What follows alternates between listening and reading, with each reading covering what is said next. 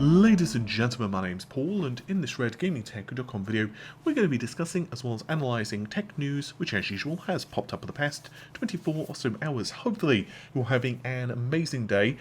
Today's been very crazy in the land of technology. There is a second video up today on the channel because Sony have finally released a teardown of the PlayStation 5, so I extensively cover it on that video. I would recommend that you check it out if you're interested in the PS5. Again, I go into it rather extensively, so I'm pretty happy with the video. Amy is actually currently editing it right now for me. I need to send her the on-camera sections. But today, the news is going to be audio only because, by golly gosh, lots of stuff is happening there too. Tomorrow will be AMD's event for Zen 3. And as you are likely aware, there is a ton of anticipation and excitement for Zen 3 at this point. I think that it's fair to say that Ryzen 5000 is going to be very impressive. I actually want to quickly go over a very small tidbit for that, and I could be proven wrong in less than 24, or in about 24 hours actually. And that is that I'm hearing now that the 16-core CPU, which is, we assume, the 5950X, will launch after the others. So first of all, not an Apple fan was the one who initially told me about this, but now I've heard this from a couple of other folks too. Now, to be fair, it's possible that they got the information from the same person he got the information, or maybe they, heard it from him. I don't know. I'm just reporting what I was told.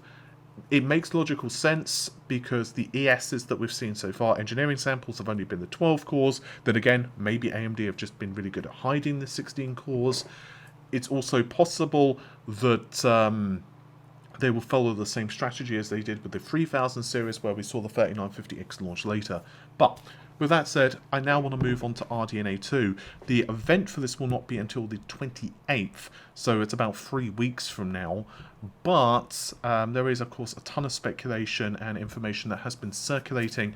According to YCry over at videocards.com, the actual performance targets for Big Navi were originally intended to meet and match GA104. Now, I will say that YCry generally does have pretty good sources, but I do vehemently disagree with what he's about to say. But that said, he could be right, and my sources could be wrong. But I'll give you guys the gist of it here. So he says that now Nvidia obviously upgraded from the 3080 to GA102. Yes, that's 100% accurate to my knowledge. AMD is now targeting the 3070, but then he provides another tweet. It says TLDR, the 21XTX silicon is an AMD exclusive possibly, and the 21XT 16GB is faster than the 3070. There have been a ton of reports at this point that have been floating around the internet. Actually, Aquarius Z, however you wish to pronounce it, has also put some tweets up with some of the information. Actually, some of this was after I leaked my information, and they are also saying that there's no HBM2 on board. And Avery does Avery on Twitter, Avery78, we're mentioning some of the performance targets that have been heard. He mentions that we're looking at Navi 23, slightly beating the 2080 Super with 150 watts, and 21 is going to beat the 2080 Ti by about 40%, and that's at 275 watts. If you've been a regular viewer of my channel, first of all, thank you very much, but second of all, you'll know that I've been pretty boisterous when it comes to my performance targets for RDNA 2. Now, I'm not saying Nvidia are going to lose. I am saying that AMD will not get stomped. I think that AMD are probably going to be more power efficient than Nvidia. I think that Nvidia will beat them in ray tracing performance, DLS performance, but I think that AMD will definitely hold their own, against Nvidia in certain benchmarks. And again, I know I've said this a trillion times right now. It seems that even AMD are not sure exactly how they'll stack up versus the highest end Nvidia cards in all benchmarks. They're saying, I was even told that it's going to be down to benchmarks. It's that close. I do think that it's going to be a very interesting scenario this time around. I would probably suggest that if you do manage to somehow or another secure a pre-order for, let's say, an RTX 3080 or whatever, then by all means jump on it, because you're not going to be disappointed. But especially if you are interested in something like hardware-based ray tracing, and that obviously is down to you. But if you are more on AMD's side, you're also going to be pretty happy as well. Now, personally, I am someone who just picks whichever card is best value for money. I don't really care.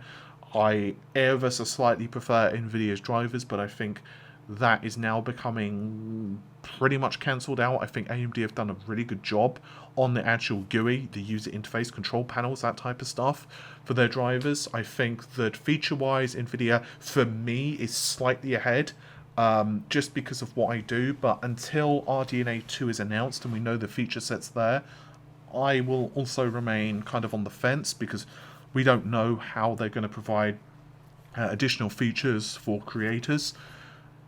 So it's going to be very interesting. A couple of people have been emailing me too, asking me to make predictions about how it's going to work in terms of content creation, like 3D modeling. No one knows at the moment, unfortunately.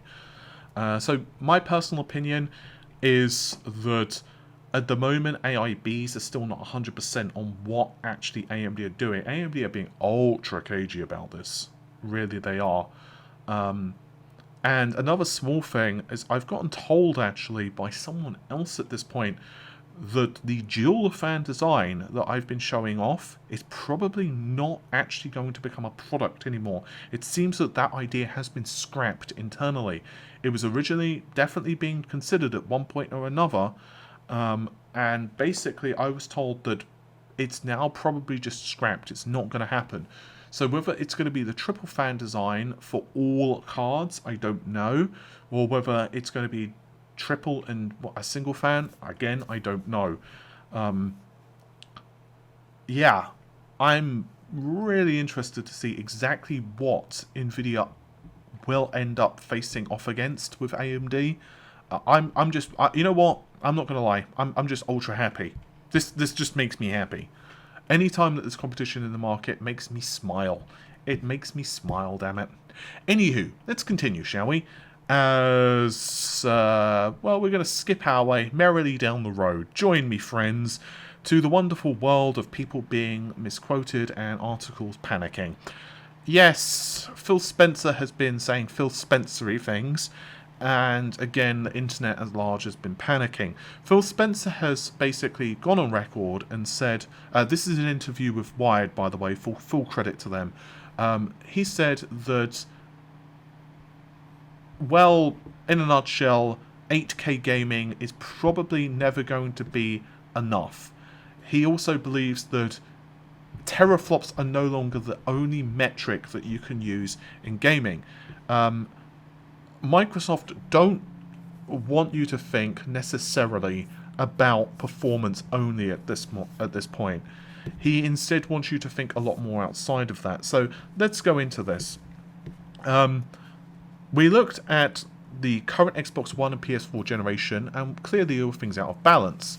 The Xbox One's power was off the charts when it launched in 2013, but the brain of the console, the CPU, is underpowered relative to the GPU.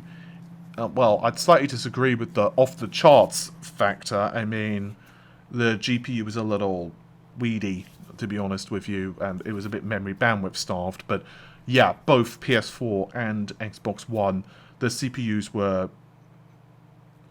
yeah. And Microsoft also had better CPU technology. And I think also the Xbox One X was a pretty good upgrade over the Xbox One. I think the PS4 in some ways was a bit... sorry, PS4 Pro was a bit lazy. Yeah, I'm just going to be blunt, so I know some of those words may trigger people. I don't care. I'm just going to say how I feel. Xbox added a precedent bit of tech that popularized PC gaming called variable refresh rate. Yep, that was fantastic. And he then goes on to say that, it then goes on to say that it was a pivot, says Liz Hammerin. She is, by the way, the head of gaming engineering at Xbox. The truth is that the CPU and I/O performance is roughly equivalent between these two products. This is in relation to both the Series X and Series S. And $500 console does fit in, obviously, with the idea of a really high-end SKU. And she says, well, what about a Blu-ray drive? Like, should we include that in either console? And obviously they did decide to include it with the Series X, which I'm really happy about. Honestly, I think that was a really good thing. But I am skipping over parts of the interview. Out of respect to them, I don't want to cover every single thing. Again, I'll link it in the video description. But here's what's really angering people. There has been a PC Gamer article, and their PC Gamer article, the headline for it was that ray tracing has failed to deliver on its promise, end quote. Basically, the reason behind this is because few games have significantly benefited from the technology. Wired apparently read this this headline to Spencer, and he responded that he thought it's probably right. And he said that at the moment, there haven't been games which have dramatically improved the experience as a player. He said that it's been kind of spotty. I assume he means in terms of support and implementation. He also says that while 8K is supported for the PlayStation 5 as well as the Xbox Series X, he thinks it's an aspirational technology, but he doesn't believe it's going to be something necessarily that's ever going to become standard in video games. The reason behind this is because it's just how much performance you start to nom up. As you increase resolutions, the number of pixels increases too. 1080p to 4K is literally 4 times the number of pixels. 4K to 8K, again, is a massive leap in pixels, and so on and so on. This is another reason I keep saying native resolution is not what we want. We want better upsampling technology. We want better reconstruction technology, because otherwise you are literally just wasting performance. Let's say, just really simply, that you're running a game at 1080p and then you're upsampling that to 4K, or maybe 1440p native and you're upsampling to 4K. It requires way less technical grunt for ray tracing and all of the other steps in the rendering pipeline. This is everything from shadows, lighting, just geometry, God knows what else. It requires way less work on the GPU, and all of this is time. It takes time for each frame. That's, you know, the number of milliseconds per frame spat out. So if you can't hit 16.6 milliseconds, your frame rate, your average frame rate, is going to start dipping from 60. And obviously, that's just the thing. Now, I am working actually on a pretty extensive video where I go over a lot of this stuff, because I think people are making a really big deal out of this. This is actually outside of the interview on a lot of the stuff, including native resolution, because I think a lot of it is being really misunderstood. But I will say this. I think that Spencer is right to a degree, but I think his answer is not really fleshed out enough. Now, I'm not disagreeing with him. I think some games don't have particularly good ray tracing implementation, but a game like Control, I would say that my enjoyment of Control drops significantly when ray tracing is not enabled. A game like, let me see, Battlefield 5. Yeah, ray tracing's kind of nice. It's okay. It's decent.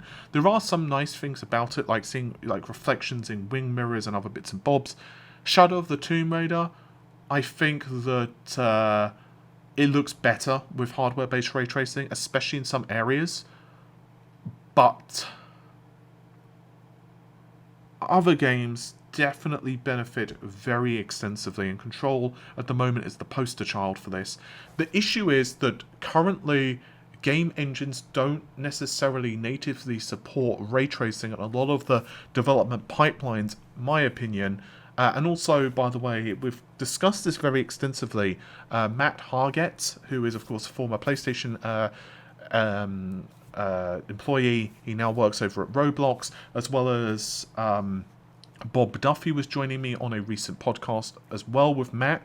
And Bob Duffy is an Intel graphics employee, and he works a lot with the games developers, so I honestly bow down to their knowledge on this. But it's kind of what I've been hearing through the grapevine as well. I've also got an interview with Neil Trevitt, who works over at the Kronos Group. They are obviously responsible for the Vulkan API, as well as other bits and bobs. And he also is one of the heads over at Nvidia. So I was fortunate enough to interview him. There will be actually a podcast that I'm going to be pursuing with Neil. He's got a really busy schedule, so we've got to kind of figure out what the timings are for that. But hopefully the plan is that he will be joining me with some other folks in the industry. I'm really excited about that. I'm honestly just like really happy that we get to chat about this stuff. But anyway, getting back to what they've been saying, you know, the rendering pipelines at the moment are still really early for this stuff. The implementation of it is, and I think we're so early in the generation. It's like a lot of the game engines, just the implementation. I wonder how can I put it, efficient it is. It's like the CPU, for example. A lot of the game engines were designed around basically the older hardware, and then they've basically ported that over. Let's say, like, I don't know, Dirt 5. That's a good example. So when you have a game engine, which basically they didn't do a huge amount to the engine at this point, they pretty much just plonked it onto the Xbox Series X, added on SMT, and it started to work much faster. And I'm not saying that the team are lazy, I'm not saying that the team are not skilled, I'm just saying that A, the game engines were not necessarily designed at the moment for ground up on these consoles, and B, the developers just don't have enough experience with the hardware to understand the subtle nuances. So obviously in the games development industry, you could work at, let's say, Ubisoft Montreal, and you might put a GDC conference up, or, you know, host some event where you then start to talk about how you managed to, like, nuke 2 milliseconds off of a ray tracing rendering pipeline, just for example. Now that may not sound much to you, but if you're nuking 2 milliseconds from each frame which is being rendered, that's significant. That could be the difference between you targeting 30 and 60 FPS. I kept going to say milliseconds there. Yeah, so 30 and 60 FPS. That's pretty significant. Now again, ray tracing I don't think is going to be hardware-based ray tracing with path tracing in every single game. Obviously there's different implementations of ray tracing. Ray tracing could be reduced in certain scenes based upon LODs, so levels of distance. The further away from the camera, maybe you don't have ray tracing there. Maybe if you have a ton of things on screen, like with the Spider-Man implementation of ray tracing, you start to reduce the ray traced reflections there, because there is a finite amount of GPU resources. With that said, I think that if Spider-Man or if the Medium had been created in 3 years' time for their respective consoles, I believe that the aesthetical differences would be significantly higher. I will go a lot more into this in my upcoming video, because I've got a lot to rant on with this, honestly, as you can probably tell. But for Spencer, I concur vehemently with his notion that 8K is very unlikely natively. I think that we're going to see upsampling technology, and I'm personally good with that. I think that Microsoft's implementation of it with lower precision operations on the GPU for 8-bit is absolutely the way to go. I believe it's the same for the RDNA 2 architecture and also the PS5 as well, to my knowledge. So I think that's tops. I think that's the way to do it. I think that if you can't tell the difference in terms of, you know, a softness of an image, but you get way better let's say reflections or whatever, I'm okay with that. I would prefer lower native resolution but with better quality pixels with an upsampled image, especially when it comes to frame rate. However, when it comes to ray tracing, I think that at the moment, yes, the implementation has been kind of spotty, but come on now. It's Nvidia only, literally, that have been the only ones pushing hardware-based ray tracing. AMD haven't had a solution. So developers, I'm not saying they're not invested in it, but you haven't had consoles to support this stuff. You haven't had obviously the RTX 20 series, yeah, people did jump to it, but no one ever jumps fully to one graphics architecture. And even if, especially with what's been going on, you know, in the world at the moment, plus as well, the traditional rasterization performance of the 20 series wasn't necessarily enough to get people to push, to adopt, and also, yeah, it's like the RTX 30 series is out now, performance is much higher, RDNA 2 is coming out, I think ray tracing is going to start to become very prevalent in games, and I think that it's not just going to be shiny puddles. It's not. Ray tracing can do a crap ton of stuff, which is not necessarily visual. Ray tracing could be ray traced acoustics, which is obviously audio related. Ray tracing can be AI and pathfinding. Ray tracing can be a lot of cool stuff, because it's just a different way to get a handle on geometry and the scene. And then what you do with that ray traced data is then down to, you know, you as a developer. So, long story short, anyway, I think that the future is extremely interesting. I'm going to stop now because I'm kind of ranting. And I didn't mean for that to happen. But, yeah. It's a thing. But hopefully you've enjoyed the video. I don't really know where I was going with that at this point. But, yeah, hopefully you've enjoyed it. Normal stuff, like, share, comment and subscribe. And I'll see you soon. Take care of yourselves. Bye for now.